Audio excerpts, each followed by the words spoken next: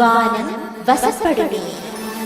1794 ஆண்டு French revolution எனப்படும் French புரட்சி நடப்பிலிருந்த காலகட்டம். அப்போது பிரான்சில் ஆட்சி பொறுப்பிலிருந்த புரட்சி அரசாங்கம் மொத்தம் 28 பேரை கைது செய்தது. முன்னைய அரசாங்கத்தோடு அரசியல் தொடர்பு உடையவர்கள் என்பதும் புரட்சிக்கு எதிரானவர்கள் என்பதும் அவர்கள் மீது சுமத்தப்பட்ட குற்றச்சாட்டு. ஒரே நாளில், அதாவது 1794 ஆண்டு மே மாதம் 8ஆம் தேதி அந்த 28 பேரும் விசாரிக்கப்பட்டு குற்றவாளிகள் என தீர்ப்பளிக்கப்பட்டு அவர்களுக்கு மரண தண்டனை விதிக்கப்பட்டது. அதே தினம் அத்தனை பேரின் தலையும் கிலட்டின் எனப்படும் வெட்டு கருவியால் துண்டிக்கப்பட்டது. உலகில் புரட்சி நிகழ்ந்த போதெல்லாம் அது போன்ற அநியாயமான மரணங்களை வரலாறு சந்தித்திருக்கிறது. ஆனால் அன்றைய தினம் நிகழ்ந்த அந்த சம்பவம் வரலாற்றில் ஒரு கரும்புள்ளியாக அமைந்துவிட்டது. காரணம், கொல்லப்பட்ட 28 பேரில் உலகம் இதுவரை கண்டிருக்கும் மிகப்பெரிய அறிவியல் மேதைகளுள் ஒருவரும் இருந்தார். மனுக்குலத்துக்கு அவர் செய்த பங்களிப்பிற்கு 1000 உயிர்களை கூட பரிசாக தந்திருக்கலாம். ஆனால் புரட்சி என்ற போர்வை கண்களை மறைக்க அவரை மட்டுமாவது விடுவிக்குமாறு எழுந்த கோரிக்கைகளையும் நிராகரித்து அவரது உயிரை பறித்தது புரட்சி அரசாங்கம். அப்படி 51 வயதிலேயே அநியாயமாக உயிர் துறந்த அந்த அறிவியல் மேதையின் பெயர் அன்டோயின் லாரண்ட் லவோய்சியே. நவீன ரசாயனவியலின் தந்தை என்று அவரை போற்றுகிறது வரலாறு. 1743 ஆண்டு ஆகஸ்ட் 26ஆம் தேதி பாரிஸில் பிறந்தார் லவோய்சியே. கல்வியில் சிறந்து விளங்கிய அவர் சட்டத்துறையில் பட்டம் பெற்றார். எனினும் அவர் சட்டம் பழகவில்லை. அவருக்கு ஆராய்ச்சிகள் செய்வதிலேயே அதிக ஆர்வம் இருந்தது. அதிலும் குறிப்பாக ரசாயனவியலில் ஆர்வம் காட்டினார். 1766 ஆண்டு பாரிஸின் தெருக்களில் விளக்குகளை பொருத்த வேண்டும் என்று அவர் கருத்துரைத்தார். அதற்காக அவருக்கு தங்கப்பதக்கம் கிடைத்தது. கன் பவுடர் ஆபீசர், அதாவது வெடிகுண்டு தூள் அதிகாரியாக அவர் பணியாற்றிய போது வெடிப்பு பற்றியும் எரியும் தன்மை பற்றியும் நிறைய ஆராய்ச்சிகள் செய்தார். ஓர் உலோகத்தை எரித்தால் அதிலிருந்து கிடைக்கும் சாம்பலின் எடை அந்த உலோகத்தின் ஆரம்ப எடையை காட்டிலும் அதிகமாக இருக்கும் என்பதை அவர் சோதனைகள் மூலம் நிரூபித்து காட்டினார். இதே போன்ற இன்னும் பல முக்கிய கண்டுபிடிப்புகளை அவர் செய்தார். அந்த காலகட்டத்தில் இயற்பியல், கணிதம், வானவியல் போன்ற அறிவியல் துறைகள் கண்டிருந்த வளர்ச்சியை ரசாயனவியல் காணவில்லை. அது பெருமளவு பின்தங்கியிருந்தது. ரசாயனவியலார் பல்வேறு தனிப்பட்ட உண்மைகளை கண்டு கூறியிருந்தனர். அவையெல்லாம் சிதறிய உண்மைகளாக, ஒருங்கிணைக்கப்படாத உண்மைகளாக இருந்தன. மேலும் பல தவறான கருத்துக்களும் நிலவின. உதாரணத்திற்கு, காற்றும் தண்ணீரும் கம்பவுண்ட்ஸ் எனப்படும் கூட்டுப் பொருள்கள் என்பது இப்போது நமக்கு தெரியும். ஆனால் லவோய்சியரின் வருகைக்கு முன் அவை எலிமெண்டரி சப்ஸ்டன்சஸ், அதாவது தனிமங்கள் என்று தவறாக கருதப்பட்டது. மேலும் நெருப்பின் தன்மை பற்றியும் மிக தவறான கருத்து நிலவியது. எல்லா எரியக்கூடிய பொருள்களும் புளோஜிஸ்டான் எனப்படும் பொருளை வெளியேற்றுவதாக அக்கால ரசாயனவியலார் நம்பினர். இந்த தவறான கருத்துக்களை எல்லாம் மாற்றியமைத்தார் லவோய்சியே. புளோஜிஸ்டான் என்று எந்த பொருளும் கிடையாது என்பதை முதலில் சோதனைகள் மூலம் அவர் நிரூபித்தார். ரசாயன கலப்பினால்தான் நெருப்பு எரிகிறது என்பதை அவர் கண்டு சொன்னார்.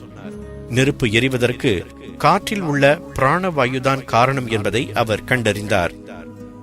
ஆக்சிஜன், நைட்ரோஜன் ஆகிய 2 வாயுக்கள் கலந்ததுதான் காற்று என்பதையும், அதேபோல் ஆக்சிஜனும் ஹைட்ரஜனும் கலந்ததுதான் தண்ணீர் என்பதையும் அவர் ஆதாரங்களுடன் நிரூபித்தார்.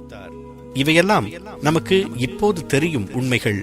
ஆனால் அவர் கண்டு சொல்லும் வரை அவை அறியப்படாமல் இருந்தன. புதிதாக கண்டுபிடிக்கப்படும் எதனையும் உலகம் அவ்வளவு விரைவாக ஏற்றுக்கொண்டதில்லை. லவோய்சியரின் கண்டுபிடிப்புகளும் அதற்கு விதிவிலக்காக இல்லை.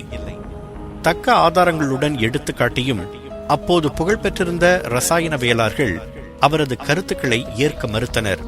ஆனால் தான் உண்மை என்று நம்பியவற்றை எடுத்து கூறவும் தற்காக்கவும் தயங்கவில்லை லவோய்சியே. 1789 ஆண்டில் அவர் எலிமெண்ட்ஸ் ஆஃப் கெமிஸ்ட்ரி என்ற மிகச்சிறந்த பாடநூலை எழுதி வெளியிட்டார். நவீன ரசாயனவியலுக்கு அடிப்படையாக விளங்கும் கொள்கைகளையும் கோட்பாடுகளையும் அதில் அவர் ஆதாரங்களுடன் விளக்கினார். அதனை படித்த இளைய ரசாயனவியலார் லவோய்சியரின் கருத்துக்களை ஏற்கத் தொடங்கினர்.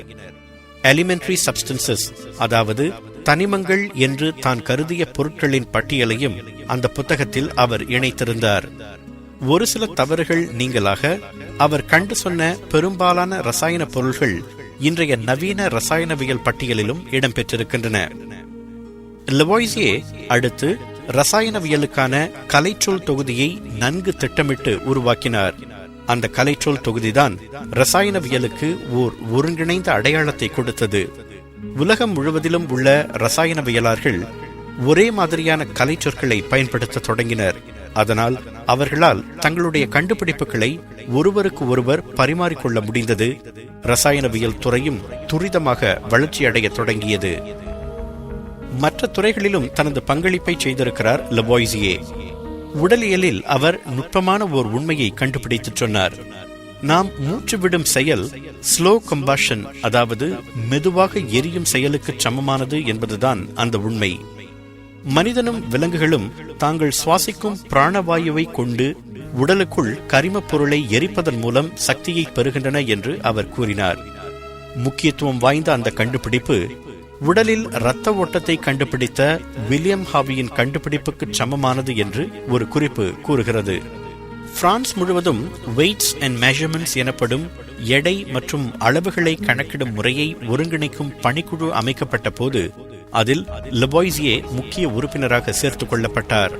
அந்த பணிக்குழு சமர்ப்பித்த அறிக்கையின் அடிப்படையில்தான் பிரான்சில் மெட்ரிக் அளவு முறை நடப்புக்கு வந்தது. சுமார் 20 ஆண்டுகள் அரசாங்கத் துறையில் விஞ்ஞானியாக பணியாற்றினார் லவோய்சியே. பொது சேவையிலும் ஈடுபட்டார். பிரெஞ்சு ராயல் அறிவியல் கழகத்தில் முக்கிய உறுப்பினராக இருந்தார். ஃபெர்ம் ஜெனரேல் என்ற அமைப்பின் உறுப்பினராகவும் அவர் இருந்தார். அந்த அமைப்பு வரி வசூலிக்கும் பணியில் ஈடுபட்டிருந்தது. அந்த ஈடுபாடுதான் அவருக்கு யமனாக அமைந்தது என்று ஒரு குறிப்பு கூறுகிறது. புரட்சி மூலம் ஆட்சியை கைப்பற்றியவர்கள் ஃபெர்ம் ஜெனரல் அமைப்பைச் சேர்ந்தவர்களை சந்தேக கண்ணோடு பார்க்க தொடங்கினர். அந்த அமைப்பைச் சேர்ந்த 28 பேர்தான் புரட்சியாளர்களால் கைது செய்யப்பட்டு பின்னர் கில்லட்டின் மூலம் சிரச்சேதம் செய்யப்பட்டனர். லவோய்சியே நாட்டுக்கும் அறிவியலுக்கும் ஆற்றியிருக்கும் அரும் பங்கை எடுத்து கூறி அவரை விடுவிக்குமாறு கேட்டுக்கொள்ளப்பட்ட போது நீதிபதி என்ன சொன்னார் தெரியுமா? இந்த நாட்டுக்கு மேதைகள் தேவையில்லை என்று கூறி மரண தண்டனையை உறுதி செய்தார். அந்த அபத்தமான செயலால் ஒரு மாமேதையை இழந்தது உலகம். அந்த மேதையின் தலையை துண்டிக்க ஒரு வினாடிதான் ஆனது. ஆனால் ஒரு நூற்றாண்டு வந்தாலும் அதே போன்ற இன்னொரு மேதையை பெற முடியாது என்று அவரது நண்பரும் சிறந்த கணக்கியலாருமான லெக்ரேஞ்ச் அப்போது கூறினார். உண்மைதான். வரலாற்றின் கருப்பு பக்கங்களில் ஒன்று லவோய்சியே சிரச்சேதம் செய்யப்பட்ட சம்பவம். புரட்சியாளர்கள் அவரை கொன்றாலும் அறிவியலும் வரலாறும் அவருக்கு சாகா வரத்தை அளித்துள்ளன. கெமிஸ்ட்ரி எனப்படும் ரசாயனவியலை விரும்பி படிப்பவர்கள் அவருக்குத்தான் நன்றி சொல்ல வேண்டும்.